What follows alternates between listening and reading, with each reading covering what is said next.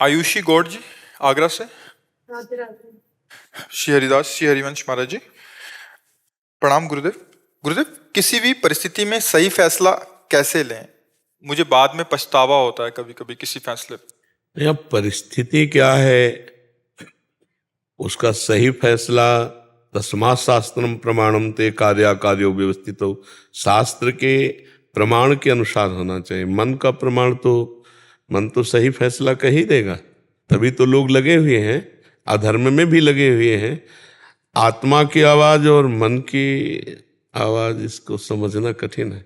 जैसे आप कोई गलत कार्य करने चलो तो आपको एक सूक्ष्म आवाज आएगी, गलत है, बहुत धीमी, ठीक नहीं है, बस मन तुरंत हावी उस पर हो जाएगा और इतना लाभ मिल जाएगा, इतना सुख मिल जाएगा, ये ऐसा हो जाए।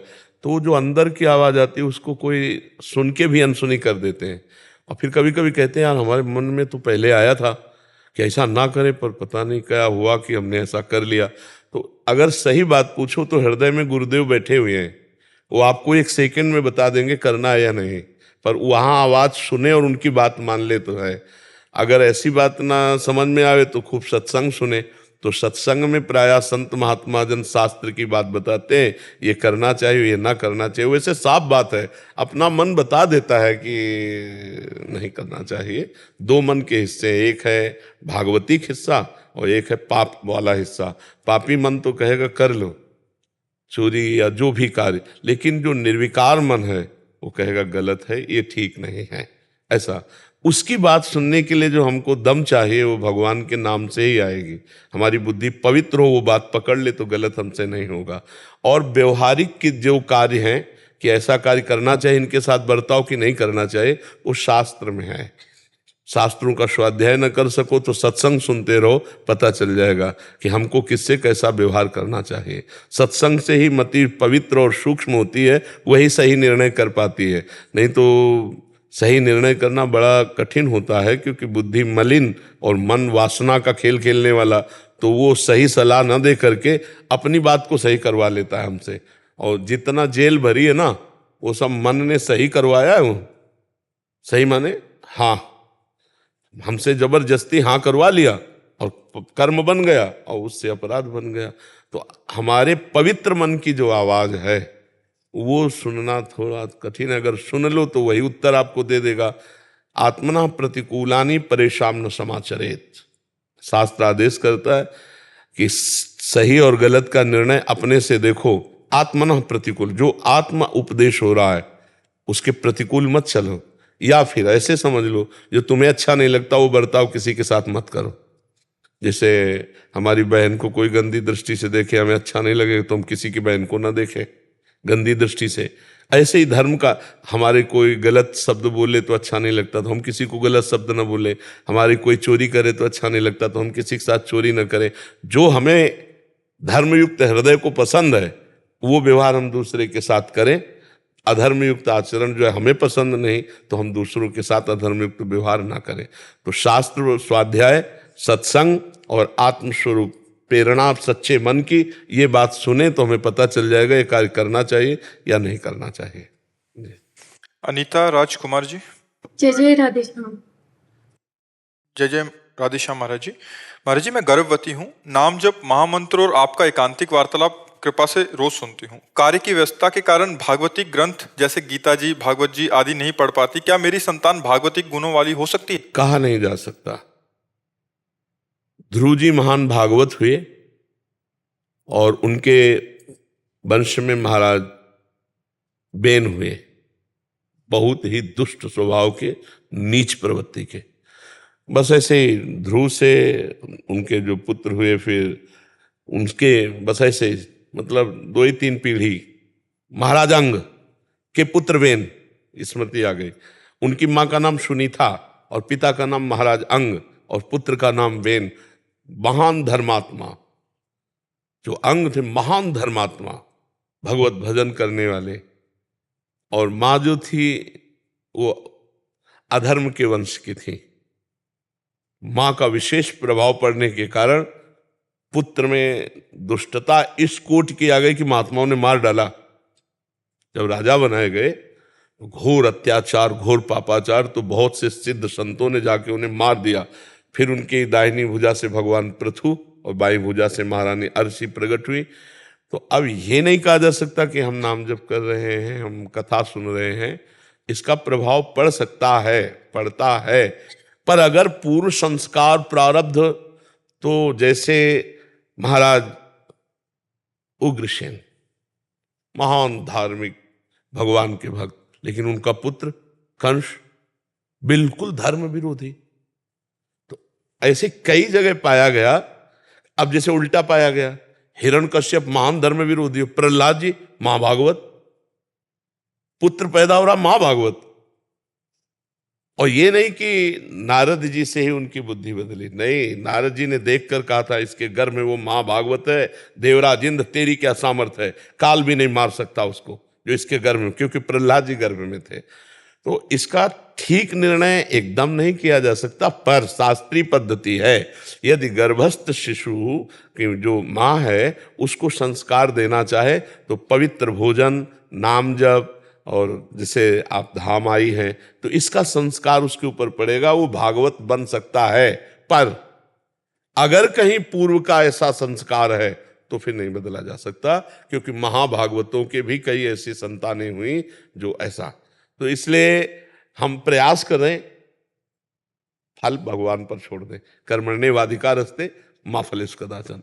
क्योंकि अगर कह दे हाँ ही, तो ऐसे कितने उदाहरण हैं कि माता पिता बड़े साधु स्वभाव के और बड़े धार्मिक प्रवृत्ति को, पुत्र बड़ा दुष्ट, और कितने ऐसे उदाहरण हैं कि माता पिता बड़े दुष्ट स्वभाव के, पुत्र बड़ा धार्मिक और बड़ा साधु स्वभाव का। तो इससे पूर्व का प्रारब्ध भी बल लगाता है।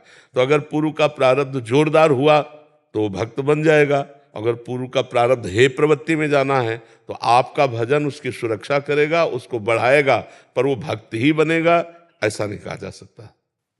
प्रभु से प्रार्थना करें कि ऐसा भक्त बालक पैदा हो तब भी महाराज जी, अगर कर्म उसके वैसे हैं खुद के भी और बच्चे के भी, तो फिर हाँ, फिर तो मंगल ही होगा। लेकिन कभी कभी बहुत संस्कार के बुरे प्रारब्ध वाले बच्चे, अब जैसे आत्मदेव ब्राह्मण, कितना भजनानंदी, कितना धर्मात्मा, जिससे पुत्र के रूप में धुंधकारी,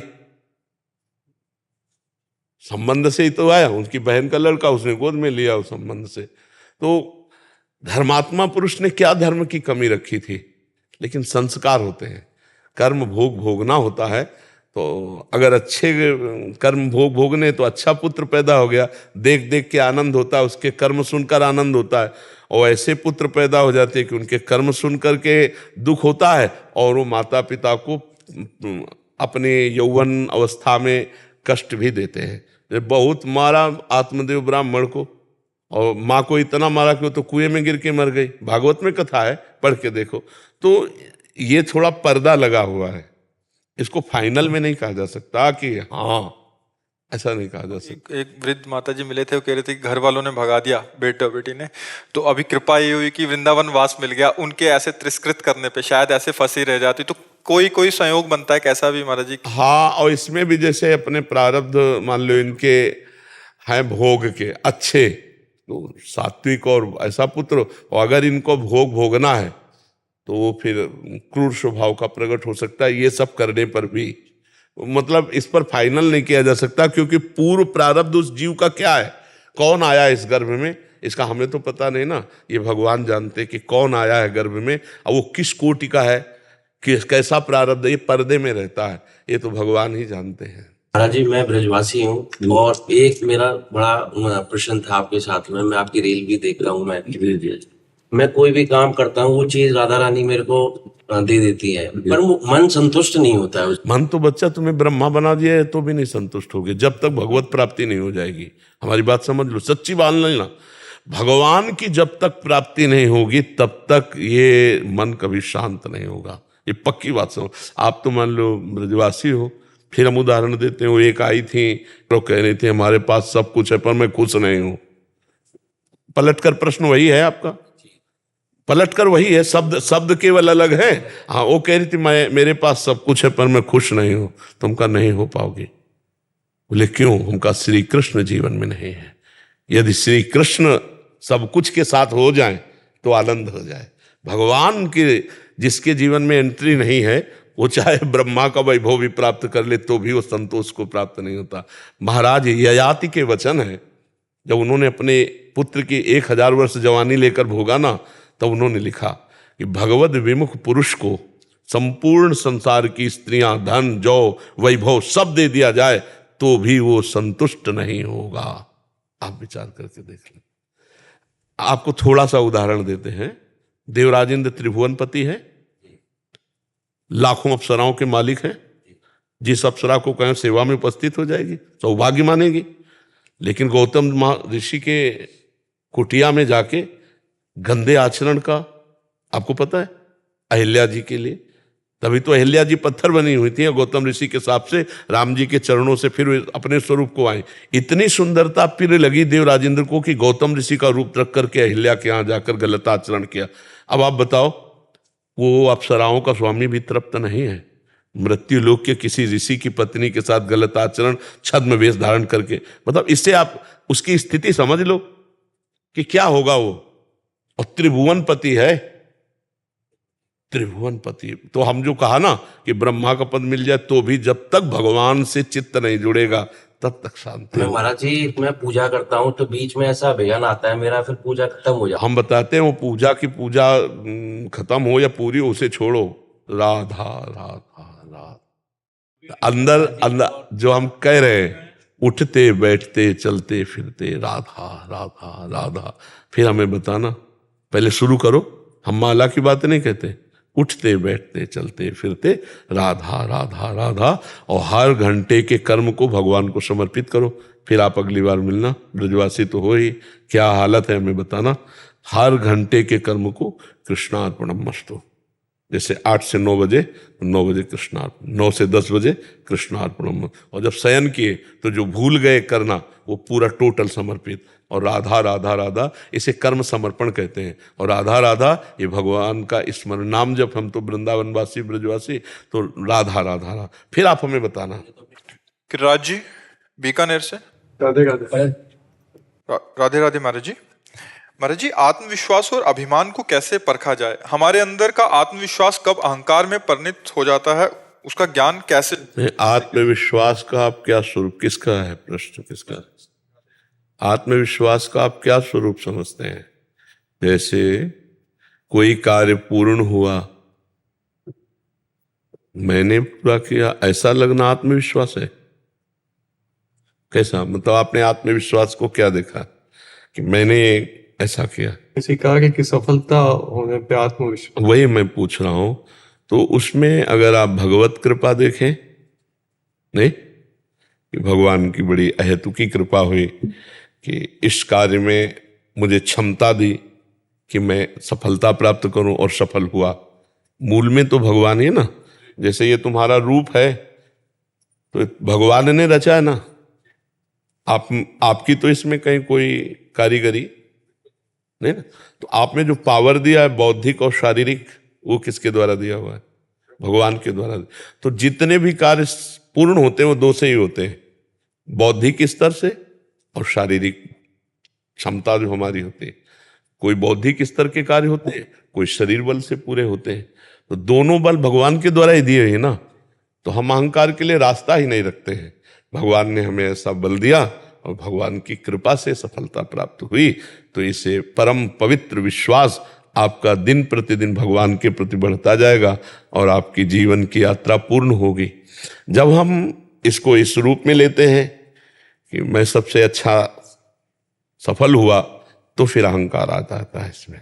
यदि हम बीच में भगवान को नहीं लाते तो फिर अहंकार आ जाता है और फिर उसका पतन होता है। फिर उसका पतन होता है। भगवान से जो जोड़ दिया जाता है वो परम पवित्र, और जो मैं से जोड़कर संसार को जोड़ दिया जाता है वो अपवित्र हो जाता है। तो वो मैं के साथ जो जुड़ा प्रकृतिकांश उसे मलिन कर देता है। इसलिए परमात्मा को बीच में लाना अति अनिवार्य है। कहो मत वाणी से, वाणी से तो यही है कि आपको इनाम मिल रहा है, आप हर्षित हो रहा है, पर आपको अंदर से कि ये सब मेरे भगवान की कृपा से हुआ है, क्योंकि उस परमात्मा ने मुझे बुद्धि दी, मुझे बल दिया, उन्हीं के बल से बुद्धि से ये सब काम हुआ। तो अंदर ही अंदर हम खुशी होकर उसकी जय मना रहे हैं। अगर हम हार जाते हैं तो फिर वो भी भगवान की हाँ, सुख दुखे समय कृत्वा लाभा लाभो जया जयो, यही सच्चे भक्त की पहचान, यही सच्चे ज्ञानी की पहचान। ठीक है ना, बहुत अच्छे, ऐसे चलो। अहंकार के लिए कोई जगह मत रखो। अहंकार उसे कहते हैं सफलता पर स्वयं को रखना, सफलता पर स्वयं को रखना उसे अहंकार कहते हैं। कुछ भी अगर कहीं भी मैंने इतने खिताब प्राप्त किए, मैंने, अभी उसका अहंकार बढ़ रहा है। और भगवान की कृपा से ऐसा ऐसा ऐसा सब ये सहज स्वभाव में है। अंदर से भगवान की बात रखे जरूर। अगर भगवान की बात नहीं रखेगा तो फिर वो अहंकार आ जाएगा और वो फिर गलत करवाएगा। अब जैसे बड़े बड़े उसमें हर्षित हुए जीत कर, तो फिर शराब है, ये व्यभिचार है, ऐसे बढ़ता चला जाता है और वो गिर जाते हैं, वो पतित हो जाते हैं। तो विजय तो वही है कि माया पर विजय प्राप्त की जाए, इंद्रियों पर विजय प्राप्त की जाए। क्यों? अगर आप विजयशील जगत में हो तो सच्ची विजय है कि आप अपने पर विजय प्राप्त कर लो, आपसे कोई गंदा काम ना हो, किसी का अहित ना हो, आप इंद्रियों पर विजय प्राप्त कर लो, मन पर विजय प्राप्त कर लो, तो सच्चे विजयी होगी कि नहीं। अब दूसरी जगह तो विजय प्राप्ति के खुद गुलाम बने हुए इंद्रियों के, मन के, जैसा चाहे वैसा गंदा करवा ले। तो मुझे लगता है कि भगवान से विमुख होने के कारण सफलता भी अंत में असफलता का रूप ले लेती है, और भगवान को सम्मुख रखे तो असफलता भी सफलता का रूप ले लेगी। जैसे पांडवों को वन वन भटकना पड़ा, पर हस्तिनापुर के सिंहासन पर पांडव ही बैठे। तो इसलिए धर्म से चलो और अहंकार के लिए जगह मत रखो, उसे भगवान को समर्पित करके कि भगवान के। और सच्ची बात बच्चा है, आप मान लो बहुत बुद्धिमान भी हो सकते थे, आप पागल भी हो सकते थे, भगवान ने आपको इतनी क्षमता दी है तो उसी क्षमता से तो आप विजय प्राप्त कर रहे हो। तो है ना भगवान की दी हुई बुद्धि, भगवान का दिया हुआ बल। नहीं मान लो आपका शरीर ऐसा है और ऐसा बना, आप चाहो तो ऐसा बन जाता, लेकिन भगवान ने जैसा चाहा वैसा तुम्हें कर्म के अनुसार दे दिया। अब इससे सफलता और असफलता ये दोनों, तो दोनों में हम समान भाव रखकर चलेंगे तो हमें भगवत प्राप्ति हो जाएगी, हम दिव्य हो जाएंगे। अपने अंदर बहुत शक्तियां हैं अध्यात्म की, उनको जागृत करने की जरूरत है। तो अगर भगवान को लेके चलोगे तो शक्तियां जागृत होगी, और अहंकार को लेके चलोगे तो जो शक्ति मिली है वो भी छीन होती चली जाएगी, नष्ट होती चली जाएगी। जी। पूर्णिमा जी झारखंड से। राधे राधे महाराज जी। महाराज जी, जब कोई दीक्षा लेते हैं और अपने सारे नियम का पालन भी करते हैं, फिर जब उम्र ढल जाती है और अपने सारे नियम को करने में असमर्थ हो जाते हैं, उस स्थिति में क्या पाप लगेगा? नहीं, पाप नहीं लगेगा। तब तक तो फसल पक्की हो जाती है, अगर सही ढंग से चले तो तब तक फसल पक्की हो जाती है। इतना लंबा समय जब कोई नियम से चलेगा तो उसको अपने नियम में प्रेम हो जाएगा। तो अब जैसे पढ़ा है, जैसे तुम्हें बताएं, 4 बजे हम तीसरा स्नान जब शाम के करते थे, बस हमारे से नशा चढ़ने लगा, क्योंकि उस समय हम आसन में बैठ कर ध्यान का, अब हमारी दिनचर्या दूसरी है।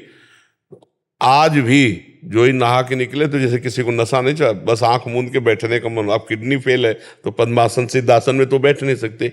इससे हम कह सकते हैं कि अगर वो 8 से 10 बजे तक माला चलाने का अभ्यास किया है और चारपाई में पड़ा है और नहीं कर पा रहा, तो उसका मन उस समय माला जपने लगेगा, उस समय उसका मन माला जपने लगेगा। आप देखो, जिस समय जो आप कार्य करते हो उस समय मन खिंचता है कि नहीं।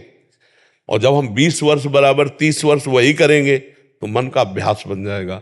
तो जब कोई वृद्धावस्था को प्राप्त होता है तो उससे बाहरी भक्ति नहीं होती, पर उसका मन भक्तिमय होता आता है, क्योंकि 20-30 साल से अभ्यास कर रहा है ना, तो उसका भजन का तारतम्य चलता है। भगवान कृपा करते हैं और उसके अंदर भक्ति का जो रंग है, प्रेम, वो नाम जब प्रेम आदि करता रहता है। पाप लगने की तो कोई बात ही नहीं, क्योंकि शरीर अस्वस्थ है, वो शरीर योग्य नहीं रहा, पर उसके मन से भजन चलने लगेगा, क्योंकि उसने 20-30 वर्ष से नियम निर्वाह किया है। समझ में आ गया ना जी। अतुल अग्रवाल जी, रानू अग्रवाल जी। महाराज जी, आपके चरणों में कोटि कोटि प्रणाम। महाराज जी, पिछले 2 वर्षों से आपको यूट्यूब के माध्यम से सुन रहे हैं और श्री जी कृपा से आपके द्वारा बताए हुए मार्ग पर चलने का प्रयास भी कर रहे हैं। महाराज जी, श्री जी की कृपा से एक पुत्र है जो दिव्यांग है। महाराज जी, उसके लिए हम ऐसा क्या करें कि उसका भी मंगल हो? हाँ, अगर वो नाम जप कर सकता है तो नहीं कर सकता। 13 साल का है, पर वो नाम जप सुन सकता है तो सुना। श्रवण और कथन का एक ही फल होता है। कुछ मिनट आप उसके लिए समय दो, भागवत के शब्द कान में पहुंचाओ और भगवान का नाम कान में पहुंचाओ, मंगल हो जाएगा। भगवान और चरणामृत पिला और नाम सुनाओ कान में। आपके यहाँ के जो कीर्तन चलते हैं वो कीर्तन हमने उसको हाँ, 7 दिन प्रेत योनि में रहने पर भागवत सुनाई गोकर्ण जी ने तो धुंधकारी जो है मुक्त हो गया। तो अगर हम भागवत का एक अध्याय रोज उसे सुनावें, हिंदी से ही सही अर्थ पढ़ के, और भगवान का नाम कीर्तन सुनावें रोज थोड़ा, तो पक्का मंगल हो जाए। हमारा विश्वास कहता है कि नाम संकीर्तन और भगवत कथा अगर ये 2 सुनने को मिलती है तो निश्चित जीव का कल्याण हो जाएगा। अच्छा, वो अबोध है तो उससे पाप होने वाला है नहीं इस जन्म में, पूर्व से जो कर्म थे उसके अनुसार आ गया। अब आप ऐसे पिता मिले धार्मिक तो धर्म के द्वारा उसका उत्थान ही होगा, अब पतन होने वाला नहीं है। तो उसको नाम सुनाओ और भगवत कथा सुनाओ।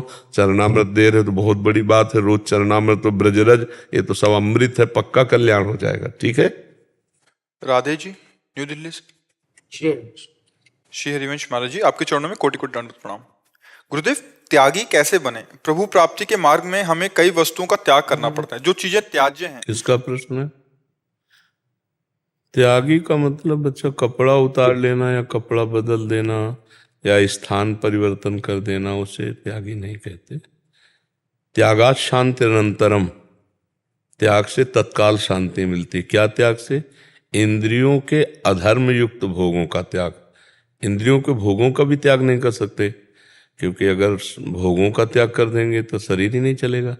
जल भी, भोजन भी, जो आवश्यक औषधि है, जो आवश्यक पेय पदार्थ है, आवश्यक खाद्य पदार्थ है, अधर्म युक्त विषयों का त्याग। जैसे रोटी दाल से काम चल सकता है, हम मनुष्य, हमें मांस अंडा नहीं खाना चाहिए, क्योंकि वो हमारे लिए निषेध है, मनुष्य के लिए निषेध है।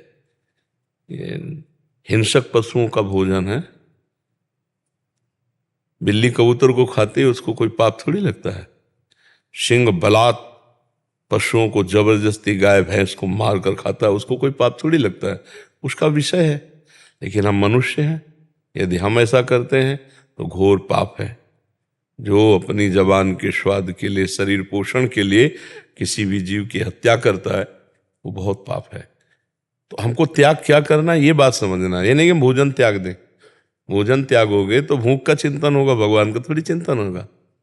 क्षुद्र व्याधि चिकित्सताम अन्नम औषधम, अन्न रूपी औषध से क्षुधा रूपी व्याधि की चिकित्सा कर ले। प्यास लगे, पानी पियो, शराब नहीं। इधर उधर के गंदे पेय पदार्थ पीने से बुद्धि भ्रष्ट हो जाती है। हमको जो त्यागना वो समझना है।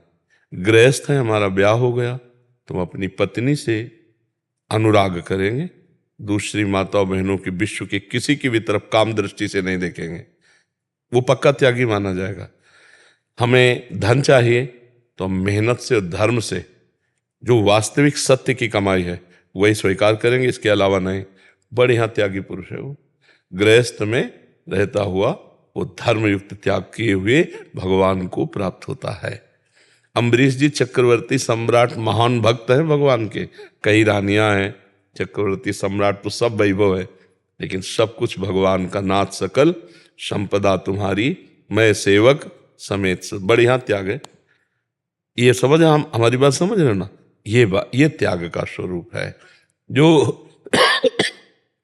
बाहरी, जैसे एक जगह हम गए, उस समय विरक्त भाव से भ्रमण में थे, तो एक परमहंस जी आए तो जमीन पे बैठे, तो हमने कहा तखत पे बैठ जाओ। बोले तुम्हारा, हमसे कहा तुम्हारा आश्रम है? कहा नहीं महाराज जी, हम भी भ्रमण करते हुए यहाँ आए, और दूसरी बात बेटा मैं वहाँ बैठता हूँ जहाँ से उतारा न जाऊँ। तो बोले मैं जमीन पे बैठा हूँ, यहाँ से उतारा तो जाऊँ। तो हम कहा नहीं महाराज जी, यहाँ के जो महाराज हैं बड़े त्यागी हैं।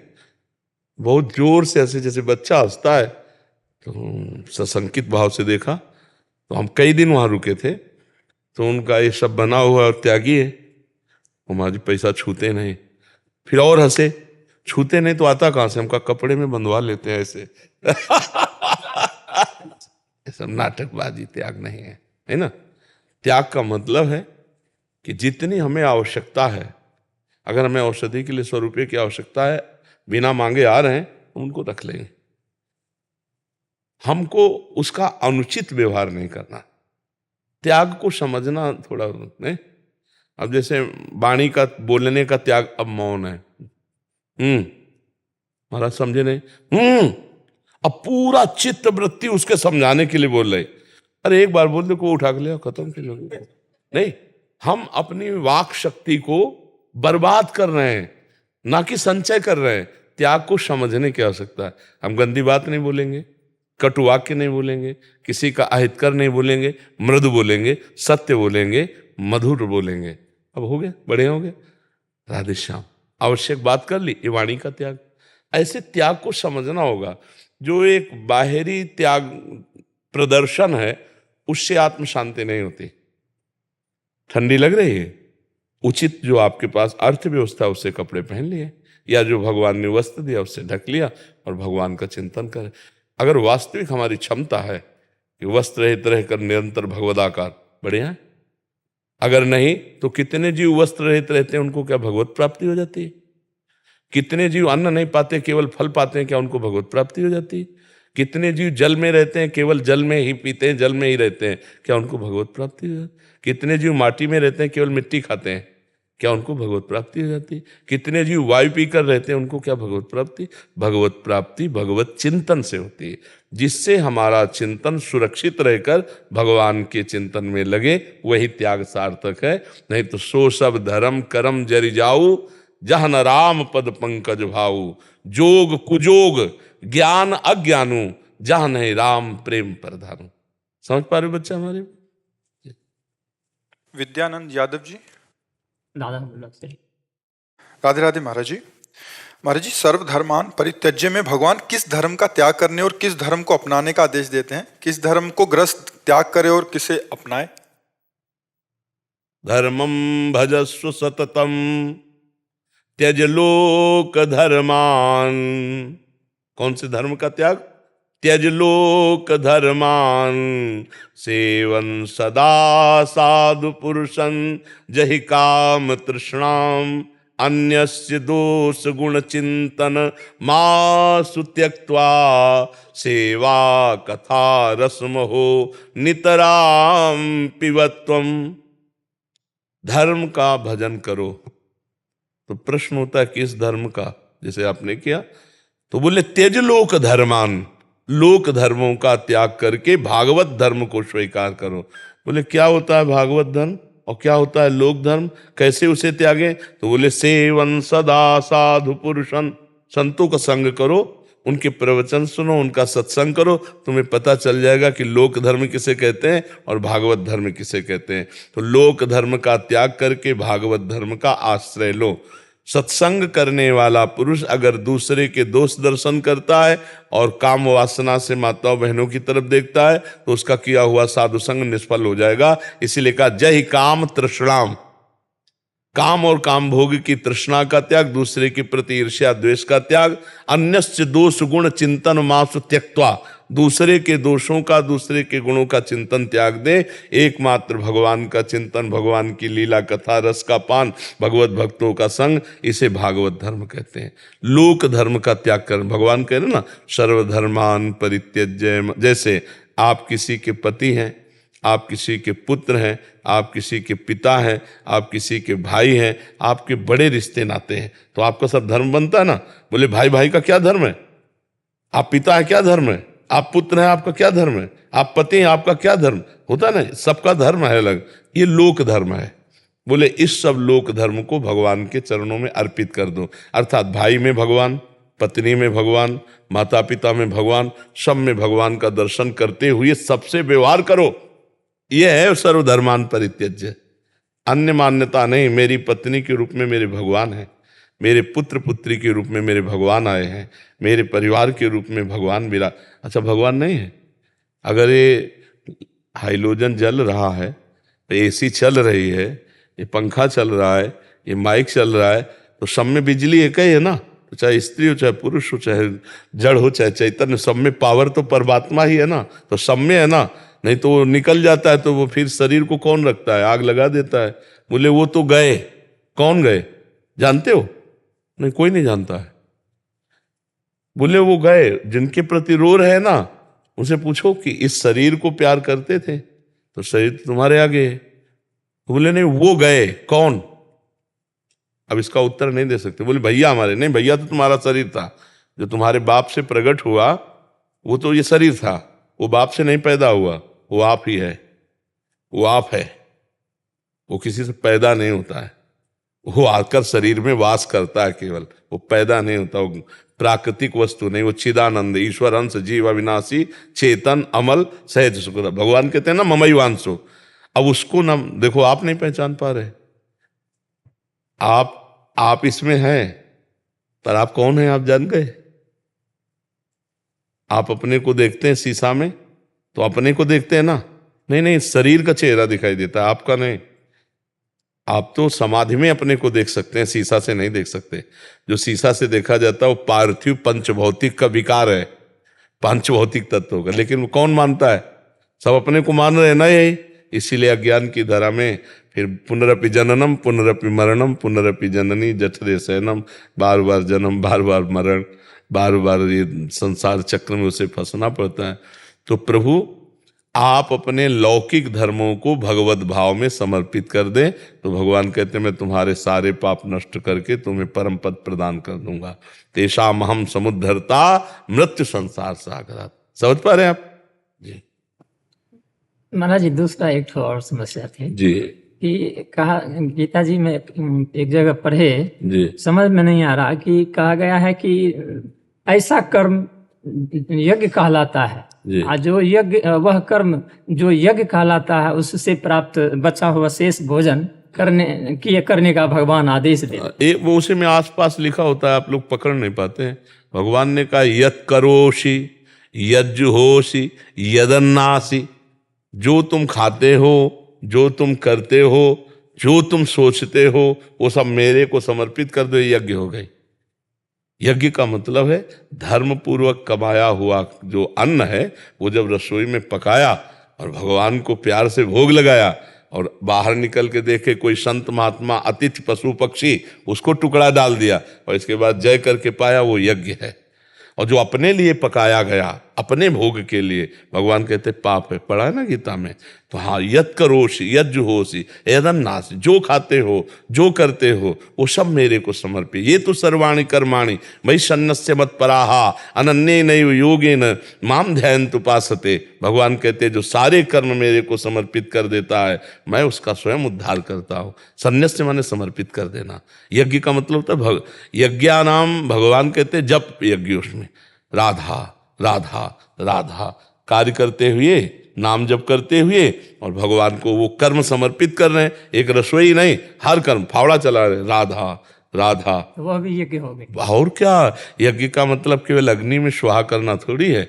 हाँ, यज्ञ एक अंग है वो भी, लेकिन यज्ञ का मतलब है, अब जैसे आप किसान हो, आप नौकरी करते हो, आप व्यापार करते हो, आप राष्ट्र से हजारों लाखों सैनिक जुड़े हुए जैसे, तो उनको क्या है? तुम्हारा गोली चलाना यज्ञ है। यज्ञ अपने कर्तव्य कर्मों को ठीक से निर्वाह करके भगवान को समर्पित कर देना, राष्ट्र के लिए अपने प्राणों की आहुति देना और हर समय सतर्क होकर के राष्ट्र की रक्षा करना और भगवान का स्मरण करना, क्योंकि स्मरण के बिना वो कार्य अधूरा हो जाएगा।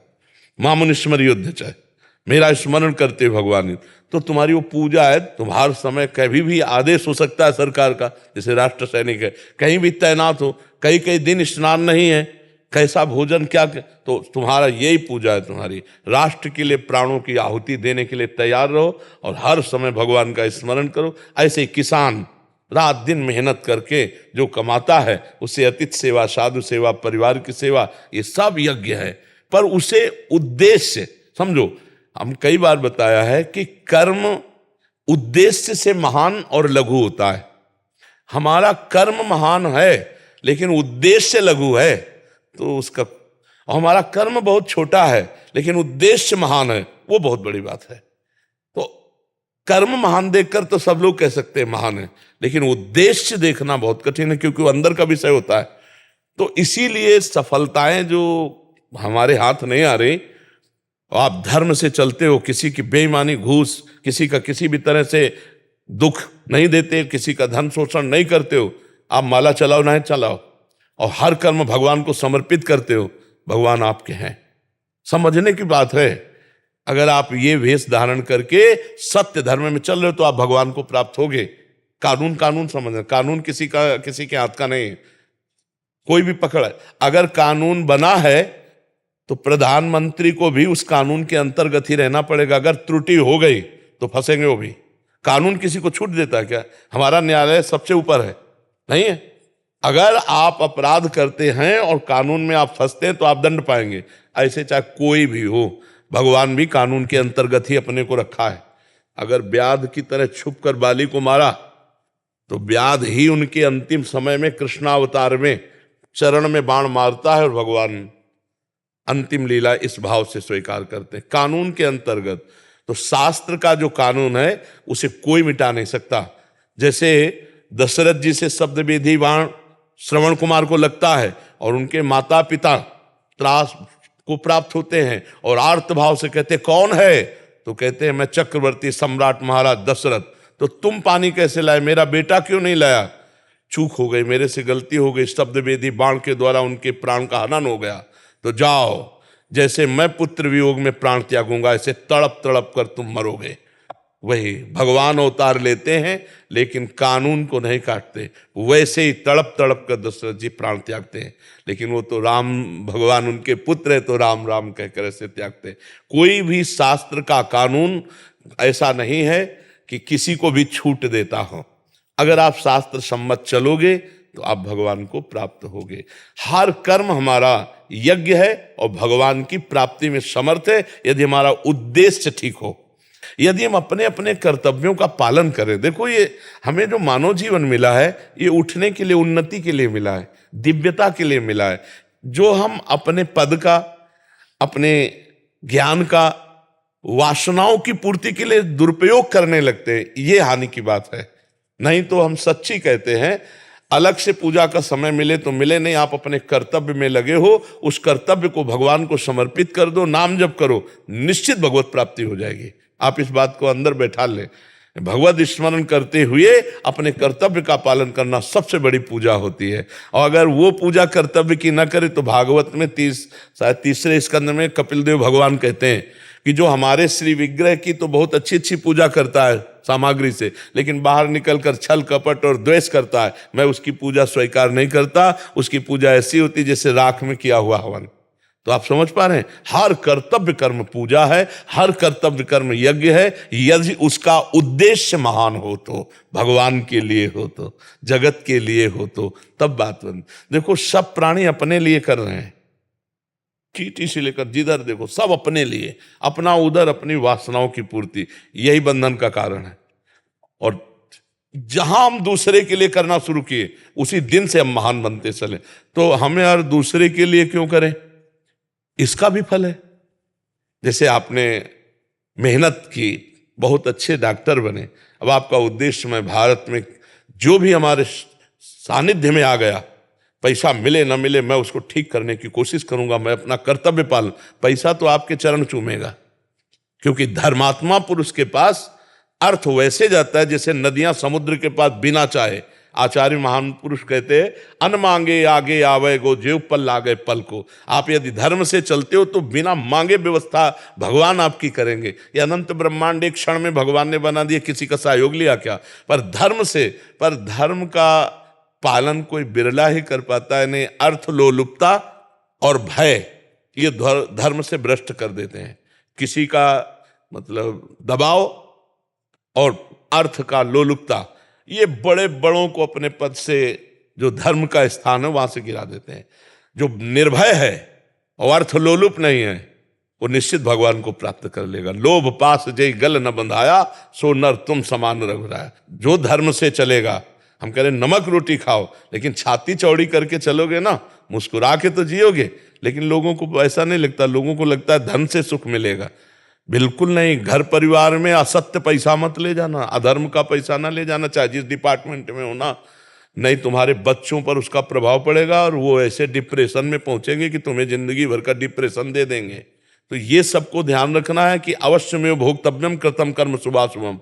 दूसरे गरीब का शोषण करके धन रखोगे या किसी का ऐसे इस तरह का व्यवहार कि आपने निर्दोष को छोड़ दिया और दोषी को दंड दिया और पैसा ले लिया, तो ऊपर से जो कानून आपके ऊपर शिकंजा कसेगा वो आपको बर्बाद कर देगा। आज नहीं तो कल परिणाम देख लेना। इसलिए बहुत धर्म से चलो। यही भगवान कहते हैं यज्ञ। यज्ञ माने पूजा। पूजा कैसी? दूसरों को सुख देना, दूसरों को दुख ना देना। किसी भी प्रकार से कोई प्रलोभन के द्वारा हम अपने धर्म का त्याग ना करें तो वो यज्ञ है। और अगर हम त्याग कर देते हैं तो आज नहीं तो कल भाई दुर्गंध वाली वस्तु कितने दिन छुपाओगे, वो उसकी गंध आ ही जाएगी।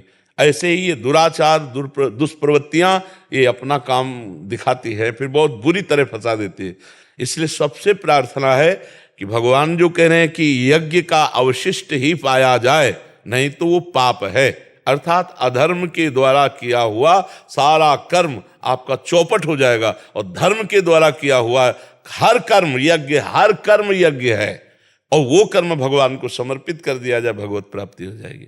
आप समझ पा रहे हैं? प्रभु 2 साल से सुनते आ रहे हैं, जिसमें हमको 4 प्रश्न ऐसा बना रहा कि समझ में नहीं आया। अब समझ में आ गया? समझ में बिल्कुल बिल्कुल। अच्छा, ये इतनी जो बात की, इसमें किसी को संशय? कोई संशय नहीं। कोई कहे कि हम आपने काम कर दिया हमारा, हम अपनी खुशी से कोई उपहार या आपको दे रहे हैं तो वो लेना नहीं, उस समय नहीं, उस समय नहीं। इस समय हमने सरकारी ड्यूटी निभाई है, हमने कोई पर्सनल काम नहीं किया है। इसलिए हम आवासी के पात्र नहीं, क्योंकि हमारे पास सब है, बिल्ला है, वर्दी है, ये सरकार की है और ये मेरा कर्तव्य था, मैंने कर्तव्य कर्म किया। और ये जो कार्य किया इसमें हमें तुम्हारी आवासी की जरूरत नहीं, क्योंकि मैं भारतीय सरकार का आदमी हूं। आप इस पर कोई समझ रहे हो ना? हाँ, दान लेने की आवश्यकता नहीं है, क्योंकि बाबा जी नहीं है। और शाबाशी तुमसे चाहिए नहीं, क्योंकि हमने अपने कर्तव्य का पालन किया है। भगवान ने हमको जो ड्यूटी दी उसका हम निर्वाह करते हैं। अच्छा, आप बताइए, आपने खुशी से उसको दिया, दूसरे ने कैमरे में कैद किया, बचोगे? आप कहोगे कि नहीं साहब, हमने तो ये तो ऐसे खुशी से दे रहे थे। आपकी सफाई नहीं काम आएगी, आप रंगे हाथ पकड़े जाओगे, दोषी ठहराए जाओगे। ऐसा हमें लगता है कि ये बहुत बड़ा धर्म का विषय होगा। महाराज जी, कई अधिकारियों के घर के बाहर लोग तोहफे रख जाते हैं कि हमारा आपने ये काम किया, हम आपको तोहफे में दे रहे हैं। हाँ, तो उनको दूसरों को तोहफा दे देना चाहिए, गौशाला में देना चाहिए। जहाँ हजारों गायें भूखे रहती हैं वहाँ उनका पोषण होता रहेगा। धर्म का पैसा भाई, हमारी बात मान लो, वो तुम्हारे परिवार को सुखी रखेगा। अगर अधर्म का पहुंच गया तो आतंक मचा देगा। ये पक्की बात है, पक्की बात है। 100 के 100 मर गए अधर्म के कारण। जो कुरुवंशी पांडव का विरोध, पांडव की संपत्ति छीन, 100 के 100 मर गए और 18 अक्षोणी कटी केवल इसी अधर्म के खेल से। तो मुझे लगता है जैसा शास्त्र सम्मत विषय है कि धर्म तो एक धर्म ही है। देखो, हम पुरानी तुम्हें बात कह रहे हैं कि गांव के लोग 100 रुपया का गेहूं बेचा था तो 10 रुपया उसमें एक्स्ट्रा आ गया। तो जब घर में गिना गया तो 110 थे। तो पिताश्री ने कहा, ये 100 सहित लेके जाओ, पहले 100 रुपया भी लो और जाओ, और उनको गिनवाओ कि 10 ज्यादा थे और दे के आओ, तो फिर वापस आओ। पानी भी नहीं पीने दे, जाओ, बेईमानी नहीं। 10 रुपया एक्स्ट्रा रख लेना, बेईमानी होगी। कितने पवित्र लोगों के स्वभाव होते थे। कहीं कोई बाहर भूला भटका शाम के आ गया तो दामाद की तरह घर में रखते, खाओ पियो, दरवाजे में आराम से पढ़ो, उसकी सुरक्षा। आज विश्वास, पवित्रता, ये सब, पति पत्नी में विश्वास नहीं, माता पुत्र में विश्वास नहीं। आप संबंधों की देखो धज्जियां उड़ रही, फिर अतिथि पर विश्वास, अतिथि कैसे विश्वास। तो धर्म का ह्रास होता चला जा रहा है। आप देखो ना, धर्म का पहले था कि अगर आप हमारी शरण में आ गए तुम अपना गला कटवा सकते हैं, आपका बाल माका नहीं होने देंगे, धर्म था ना। अब ऐसा नहीं है। ये सब धर्म का ह्रास होता चला जा रहा है। ये धर्म है, अतिथि धर्म, शरणागत की रक्षा का धर्म, पतिव्रत धर्म, बहुत से धर्म है। भगवान जो कह रहे हैं अपने अपने कर्तव्य का पालन करो तो सब यज्ञ है। अगर यज्ञ के अवशिष्ट भाग को सेवन करोगे तो तुम मुझे प्राप्त होगे, और मनमानी करोगे तो फिर पतन हो जाएगा। और आज पतन ही ज्यादा हो रहा है, नहीं हो रहा? वासनाओं के खेल हो रहे हैं, वासनाओं के खेल हो रहे हैं। सब अंदर से देखिएगा आप, धर्म के लिए ऐसा नहीं कि नहीं है, बिरले ही हैं। वासनाओं के लिए चाहे हम कुछ भी करते हो, हमारा उद्देश्य अगर वासना का है तो सब बेकार है, और उपासना का है तो सब बढ़िया है। कुछ भी करो, अपने अपने धर्म के अनुसार कुछ भी जो है कर्तव्य कर्म वो भगवान को अर्पित कर दो, उपासना बन गई। और कुछ भी करो, अच्छे से अच्छा, अगर अंदर से वासना का खेल है तो वो सब बेकार हो गया। बस यही बात समझाना है कि अंदर से समझ लो, अलग से कुछ नहीं करना। आप व्यापारी हो, ईमानदारी से सामान को बेचो, जितना मुनाफा उचित है उतना मुनाफा लो। बिल्कुल सब कोई जानता है कि मुनाफे के लिए ही व्यापार होता है। झूठ के बोलो, जैसे कहते हैं ना, झूठ बोले बिना व्यापार नहीं। क्यों? हम व्यापार किए तो अर्थ के लिए किए। 100 की सामान लाए, 20 रुपया अगर उसका उचित मुनाफा है तो हम उचित मुनाफा बोल देते, ऐसे चला जाता है। पर आजकल कहते हैं कि बिना झूठ के काम ही नहीं चलेगा, मतलब बिना अधर्म के काम नहीं चलेगा। ऐसा कैसे हो सकता है? हमें लगता है कहीं भी झूठ की आवश्यकता नहीं। अगर हम सत्य पे चले, धर्म पे चले, तो कहीं भी झूठ बोलने की, आज भी कलयुग है तो क्या हुआ, पर अब झूठ की सत्ता हो गई है। झूठे ही लेना, झूठे ही देना, झूठे ही भोजन, झूठ चबेना। हेलो, कहाँ हो आप?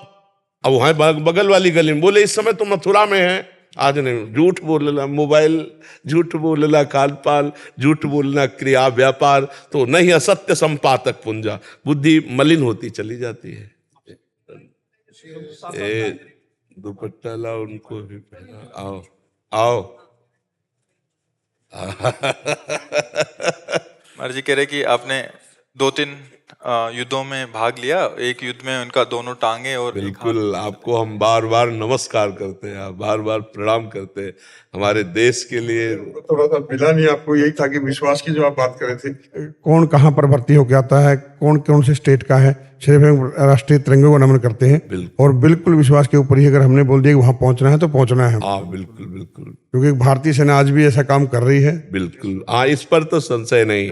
ये तो साधारण जन समाज के अंदर हम हर सैनिक को संत की तरह सम्मान देते हैं अपने यहाँ, क्योंकि जान पर खेल करके हम सो रहे हैं रजाई ओढ़े, और वो हिम जहाँ बर्फ है वहाँ वो खड़े जान पर खेल करके, और कई महीना वहाँ से हटना पड़े, बड़ा कठिन। अपने भी नहाने के लिए बोला था गुरुजी, मैंने खुद कारगिल वार लड़ा है और 2 महीने तक हमारी वही ड्रेस था, मतलब, और माइनस टेम्परेचर था, जूते तक जवानों के फट चुके थे। हमें, मैं तलोलिंग के ऊपर बोला था कि हमें राशन मिले ना मिले, एम्युनिशन ज़्यादा से ज़्यादा मिलना चाहिए। मतलब 10,000 गोले मेरी यूनिट ने दागे थे दुश्मन के ऊपर, जो अपने आप में रिकॉर्ड है। मुझे बहुत सुख मिल रहा है आपको दर्शन करके, मुझे बहुत सुख मिल, मतलब हमारे अंदर की एक आनंद की वृत्ति उठ रही। आप एक संत ही हैं। बिल्कुल हाँ, बिल्कुल आप बिल्कुल हाँ, महाकाल के दर्शन के लिए गए बोले संत महाकाल मैं किसको मानता हूँ। हाँ बिल्कुल बिल्कुल। साक्षात दर्शन मेरी विलासा थी। मैं आज भी, मतलब जो हमने 26 साल पहले किया कारगिल में, वो एक अलग बात थी गुरुजी, लेकिन मैं आज भी जो हमारे शहीद हुए हैं उन परिवारों से मिलता हूँ, और मैंने एक गाड़ी मॉडिफिकेशन करवाई हुई है, एक शहीद को घर में दीपक दे रहा हूँ, और मैं खुद ट्रैवलिंग करता हूँ। तो मैंने 21,000। आप ड्राइविंग कर लेते हैं? हाँ गुरुजी, ठीक है। ये दीपक गुरुजी हम देते हैं सभी को, बिल्कुल दे दीजिए। हम चाहते हैं कि ये थोड़ा सा, हाँ ये दोनों चीज। हेल्थ का मुझे ये कहना था सर कि आज के बाहर के मार्केट में जैसे अब गोलियां चल रही दवाई की, जैसे कैंसर हुआ, किडनी हुआ, उसके साइड इफेक्ट बहुत हो रहे हैं सर। जैसे मैंने खुद रिसर्च किया है, मैं हेल्थी प्रॉब्लम जो मेडिसिन से जो है कैंसर का कीमो में जो है ना पूरा जला देता है बॉडी को अंदर, और इसलिए आयुर्वेदिक लेना चाहिए या कंटिन्यू चलना चाहिए कीमो थेरेपी? अब इसके लिए क्या है कि जब जो डॉक्टर सलाह देंगे ना, अब जैसे हम बाबा जी, हम तो आध्यात्मिक सलाह दे सकते हैं। अब जैसे दवा का विषय है, इस पर हम सलाह इसलिए नहीं दे सकते कि रोग की क्षमता और दवा का प्रभाव, उन दोनों को समझना होता है ना। अब वो किस स्टेज पर रोग पहुंचा है, उसको कौन सी दवा सूट करेगी, ये डॉक्टर बता सकता है ना। अपने लोग बाबा जी, हम तो अध्यात्म और धर्म की बात बता सकते हैं, डॉक्टरी का विषय तो नहीं। तो मैं क्वेश्चन लेके आया था, आज भी हम कंडीशन में इस काम में कर रहे हैं। जो कुछ साथी हमारे जिन्होंने हमसे कंधे से कंधा मिला के युद्ध लड़ा, आज भी हमारे कार्य से कई साथी हम जोड़ने की कोशिश करते हैं, मगर वो नाखुश रहते हैं जी। ऐसा क्यों हो रहा है? क्योंकि देश के प्रति जब समर्पण की कमी होगी तो ये बात आ जाएगी। जहां अपने स्वार्थ का किंचित भी भाव होगा, वहां ये बात नहीं आएगी जो आप में है। जब हमारे देश के लिए तो छाती चौड़ी और उत्साह युक्त रहेगी, तो जहां स्वार्थ बुद्धि आ जाती है वहां थोड़ा सा लघुता आ जाती है। नहीं तो फिर देश के लिए तो देखो, हम बाबा जी हैं, लेकिन जैसे हम आप लोगों को देखते हैं, हमारे हृदय में उत्साह होता है और देश पर बलिदान होने की भावना होती है। हम आपको सच्ची कहते हैं। हाँ, जैसे हम संत वेश में हैं, लेकिन तिरंगा हमारा इष्ट है। हम जब जैसे 26 जनवरी 15 तो उसमें हमें बहुत उत्साह होता है और हमें बहुत उसमें, तो इसलिए धन्य धन्य धन्य धन्य धन्य। हाँ, ये स्वागत है आपका। ये महाराज जी, आज एक प्रश्न था, इस प्रसंग चल रहा है इसलिए पूछ रहा हूँ, किसी और ने बैच में प्रश्न है। महाराज जी कह रहे हैं कि 12 साल हो गए उनका बच्चा हुआ नहीं, किसी कारणवश गिर जाता है ऐसे करके, तो कह रहे हैं कि बहुत सारे लोग उनको ताने मार रहे हैं कि अपने पति की दूसरी शादी करा दो। कह रहे मेरा मन इतना व्यथित हो गया है कि मैं डिप्रेशन में जा रही हूँ कि बच्चा आएगा तो मतलब दूसरी शादी कर दूं। हाँ, ऐसा भी संसार मान्यता है बहुत संसार तो देखो बहुत विचित्र कोटि का है। संसार की तो सलाहें बहुत अलग अलग कोटि की हैं, बहुत अलग अलग कोटि की हैं। संसार की सलाह न माने, तस्मात् शास्त्रम प्रमाणम ते कार्याकार्यो व्यवस्थितो। कार्य और अकार्य की व्यवस्था शास्त्र सम्मत है। देखो, ये हमारे पूर्व जन्म का कर्मों का फल होता है कि संतान आई और चली गई, क्योंकि उस जीवात्मा की केवल गर्भ में रहना और निकलना, बस इतना ही केवल संयोग था। जैसे माता गंगा जी महाराज शांतनु से जो पुत्र होता गंगा में फेंक देती, 7 को फेंका, 8वें को जब उन्होंने रोक लिया तो ये कोई नई घटना नहीं थी, ये घटना पहले ब्रह्मलोक में तय हो चुकी थी। जब अष्टवसु को वशिष्ठ जी ने साप, वो बड़ी कथाएं हैं, उन कथाओं का, वशिष्ठ जी के पास एक नंदिनी नाम की गाय है जो सर्व सुख प्रदान करती है। मतलब जो आप चाहो, जैसे कल्पतरु तैसे वो कामधेनु, जो चाहो आप वो दे दे, और उसका दूध पीने वाला अमर हो जाता है। तो 8 वसु जा रहे थे, उनकी पत्नी एक के साथ थी, तो उन्होंने कहा ये बहुत सुंदर गाय, बोले तो कामधेनु गाय है।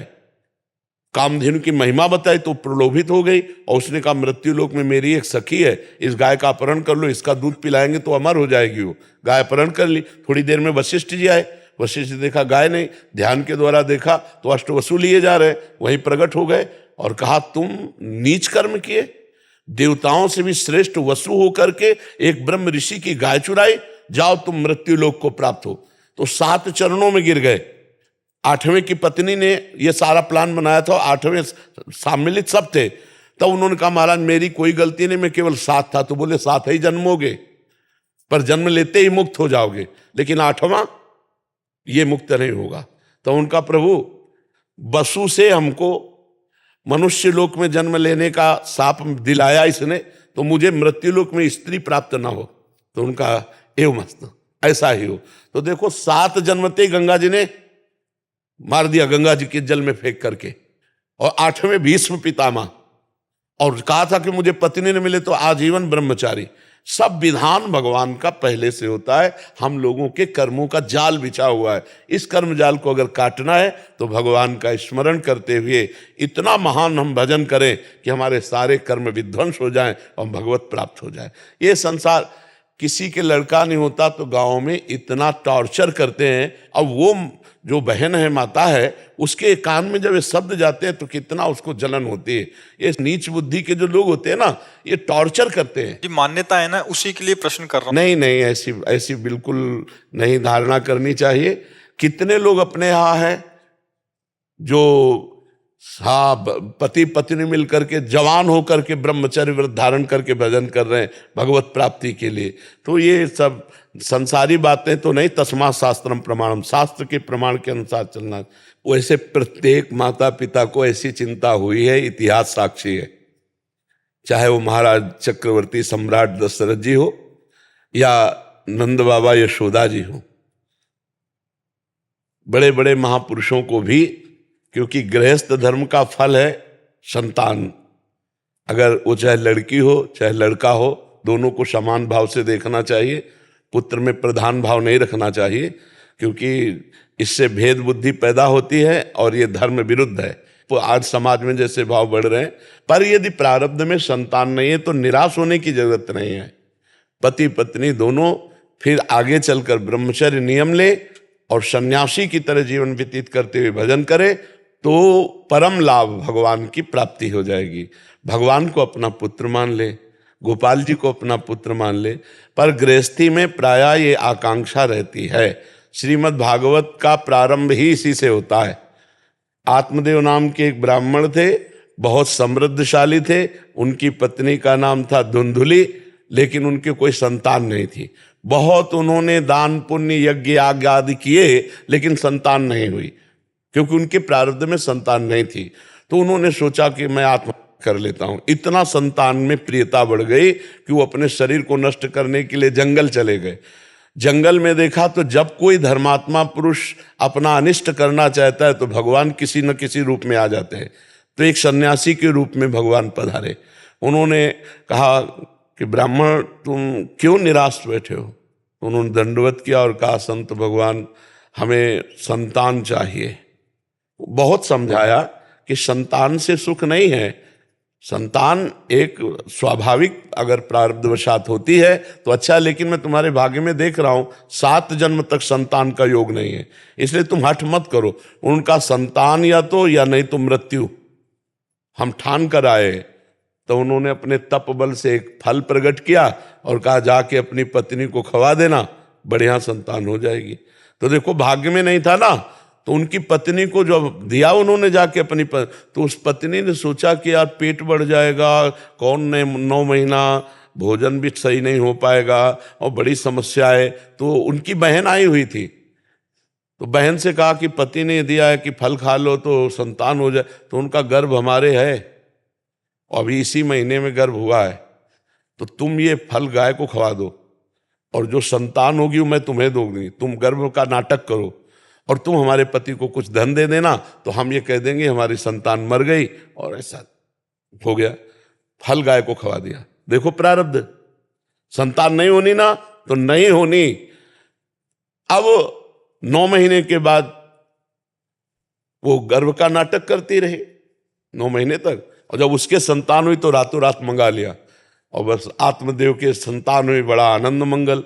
इधर अभी आनंद मंगल मनाया जा रहा है कि गाय के संतान हुई, कान भर केवल बछड़े के, गऊ के जैसे, और पूरा शरीर मनुष्य का, क्योंकि तब से वो महान ज्ञानी गोकर्ण जी महाराज, और उसका नाम रखा धुंधुली ने अपने नाम से मिलता जुलता धुंधकारी।